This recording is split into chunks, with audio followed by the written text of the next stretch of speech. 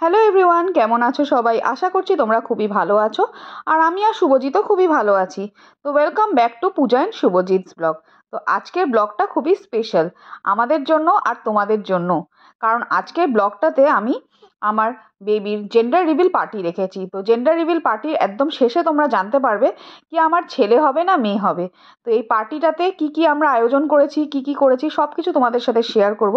তো তার আগে বলে দিই, এই পার্টিটা আমরা রেখেছিলাম 18ই আগস্ট, যখন আমি 7 মান্থস প্রেগনেন্ট। সেই সময় এই পার্টিটা করেছিলাম। তো সব কিছু আয়োজন আমরা নিজের হাতেই করেছি, কেন কি আমরা চাইছিলাম কি সব কিছু আমরা নিজের হাতেই করি। খুব সামান্যভাবেই সাজানো হয়েছে, ডেকোরেশনটা শুভজিৎ করেছে। আর এই বেবি শাওয়ার যে লেখাটা ওটা আমি লিখেছি, কেন কি আমি বেবি শাওয়ারের যে লেখার কাগজটা এটা পাইনি অনলাইনেও, তো এই জন্য আমি নিজের হাতেই লিখেছি। তো কালারের পেপার বেশ ছিল না বলে একটু মিস কালার হয়ে গেছে, মাঝখানে একটু বেগুনি কালার হয়ে গেছে। তো যাই হোক, পুরো ডেকোরেশনটা শুভজিৎ করেছে। আর সেরকম কিছু করিনি, সিম্পলভাবেই রেখেছি। আর এই জিনিসটা আমি খুবই কম লোকের সাথে শেয়ার করেছি, কারণ কি আমি এটা সিক্রেট রাখতে চেয়েছি, বেশি লোককে জানাতে চাইনি। আফটার ডেলিভারি আমি এটা সবাইকে জানাতে চেয়েছি। সেই জন্য আমাদের যে সবথেকে খুব ক্লোজ ফ্রেন্ড তাদেরকে এই জেন্ডার রিভিল পার্টিতে ডেকেছি।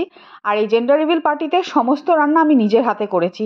মিষ্টিগুলো আমি আগের দিন বানিয়ে রেখেছিলাম, আর যত যে মেন কোর্সের খাবার সেগুলো আমি পরের দিন বানিয়েছি। তো কি কি বানিয়েছি সব কিছু তোমাদেরকে দেখিয়ে দিচ্ছি। আর তোমাদেরকে লাস্টে দেখাবো, মানে লাস্টে না, ভিডিওর মধ্যেই দেখাবো কি আমি কি কি রান্না করেছি। আর এই ইলিশ মাছটা যেটা দেখছো, এটা খুব ভালো ইলিশ, এটা পদ্মার ইলিশ আমরা পেয়েছিলাম। আর ইলিশটা মাছটা দেখেই মানে আমার খুব লোভ লাগছিল। আর আমার না খুব 7 মান্থসে এসে আমার খুব না মাছের ক্রেভিং হচ্ছিল। পুরো প্রেগনেন্সিটাতে আমার খুব ফুড অ্যাভারশন ছিল, আমি ঠিক মতন খেতে পারিনি। বাট লাস্টের দিকে এসে আমার খুব ফুড ক্রেভিং হচ্ছিল। আর কেকটা আমি নিজের হাতে বানিয়েছি। তো কেকটার মধ্যেই সেই রহস্যটা আছে যেটা তোমরা দেখতে পাবে। তো এখানে আমি কি কি রান্না করেছি, এখানে আমি করেছি কাঁচাগোল্লা, গোলাপজাম, পাবদা মাছের পাতলা ঝোল আলু দিয়ে, ইলিশ মাছ সর্ষে দিয়ে, ডাল, আর চিপসটা আমি কিনে এনেছিলাম, আর চাটনি পাঁপড়। আর এরা সব আমার বন্ধু, যাদের কথা তোমাদেরকে বলেছিলাম ক্লোজ ফ্রেন্ড, ওদেরকেই ডেকেছি। তো এখন পার্টিটা শুরু হবে, তো তোমরা সব কিছু আস্তে আস্তে জানতে পারবে।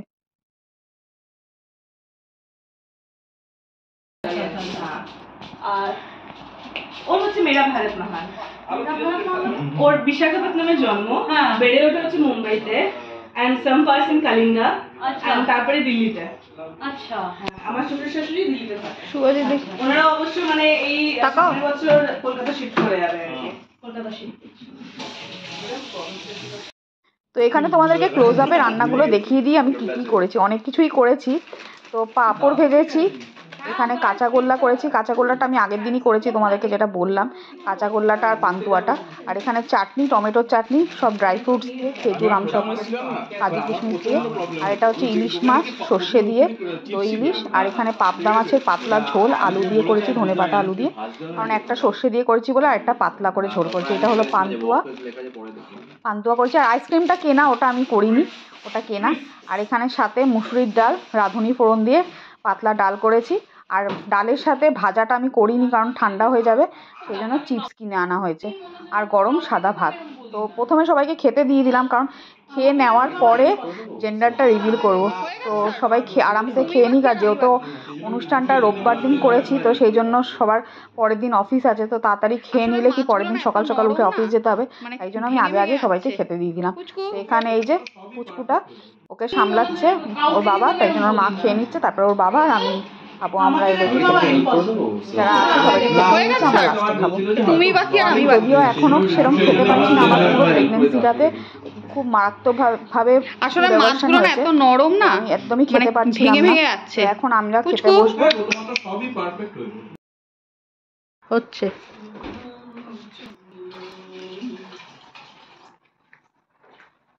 পূজা নিজে হাতে সব রান্না করে, আরেক নিজের স্বাদের রান্না নিজেই করে, মানে তো আর কোনো উপায় না। লাস্ট ওয়ান স্ট্যান্ডিং হচ্ছে, সবার খাওয়া গেছে। অ্যাকচুয়ালি তুমি আছো এখন। হ্যাঁ, ও আছে। আমি একটা কোম্পানি দিচ্ছি। খুব ভালো রান্না করেছো সবকিছুই।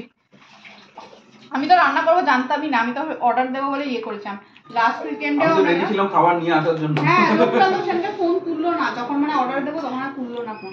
আমাদের এটাই প্রবলেম, যে এরা প্রফেশনাল নয়, তোমরা জিনিস নিয়ে তোমরা ডুবিয়ে যাবে। তারপরে মানে আসলে মানে কি বলতো, এইসব হ্যাঁ, তো তোমরা দেখতে পাচ্ছ যে এখানে পূজা যে একটু আগে বললো যে ও কেকটা বেক করেছে। এখানে মানে ওরা সবাই আমাকে আর পূজাকে বললো যে তোমরা এসে কেকটা কাটো। আর আমি এখানে বলছি যে আমার একটু মোটা হয়ে গেছি, তো যাতে ভুঁড়িটা না দেখা যায়, তোমরা দেখতেই পাচ্ছ ভুঁড়িটা যথেষ্ট বোঝা যাচ্ছে। এখানে চেষ্টা করা হচ্ছে আমরা লাইটটা জ্বাললে হয়তো ছবিটা ভালো আসবে। এখানে কেকটা কাটা হচ্ছে, কেকটা কাটা হবে। বাস কাটো। দেখতে পাচ্ছ কেকটা কাটছি। আমাদের একটা জিনিস এখানে জানিয়ে রাখি, আমরা যেহেতু ইউকেতে রয়েছি, এখানে জন্মের আগেই 5 মাসের মাথায় আমাদের মানে পেরেন্টসদেরকে তারা যদি জানতে ইচ্ছুক হয় বেবি জেন্ডার জানিয়ে দেওয়া হয়। ইটস হেল্পফুল বিকজ মানে কিভাবে মানে কোন কি জেন্ডারের বেবি আসছে সেটা দিয়ে আমরা বুঝতে পারি, যে সেইভাবে প্ল্যান করে জামা কাপড় কেনা হয়। তো আমাদের ইন্ডিয়াতে সেটা করা হয় না। তোমরা দেখতে পাচ্ছ এখানে পূজা যখন কেকটা বেক করেছিল, ভেতরে পিঙ্ক কালারের এখন দেখাচ্ছে, দেখো দেখতে পাবে ভেতরে পিঙ্ক কালারের ও স্প্রিংকলস দিয়েছিল। Pink denotes baby girl. So মানে তোমরা এবার বুঝতেই পারছো বোধহয় যে আমার আর পূজার মেয়ে হতে চলেছে।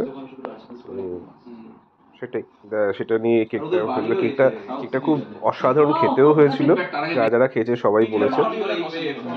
এখন দেখো আমরা একটা ঘরে একটা সেলিব্রেটরি একটা ক্যানন বল বলে এগুলোকে, একটা ওই কনফেটি ওড়ানোর মতো।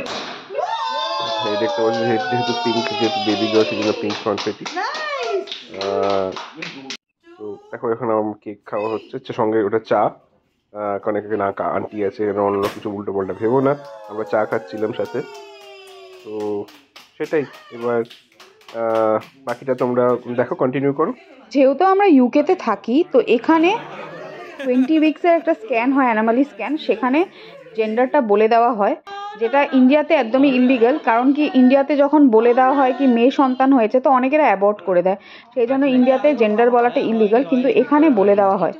তো আমরা তখনই জানতে পেরে গেছিলাম আমাদের মেয়ে হবে, তো আমরা তখনই ভেবেছিলাম কি একটা জেন্ডার রিভিল পার্টি রাখবো। তো এরমভাবে আমরা আমাদের জেন্ডার রিভিল পার্টিটা সেলিব্রেট করলাম। তো যাই হোক, আজকের ব্লগটাকে এখানেই শেষ করছি। আশা করছি আমার ব্লগটা তোমাদের ভালো লেগে থাকবে। যদি ভালো লেগে থাকে একটা লাইক করে দিও, আর কমেন্ট করে নিশ্চয়ই জানিও যে আমাদের ব্লগটা তোমাদের কেমন লাগলো। ততক্ষণ ভালো থেকো, সুস্থ থেকো, সাবধানে থেকো। দেখা হবে পরবর্তী ব্লগে, আর ওখানে তোমাদের সাথে অনেক অনেক কথা হবে। টাটা।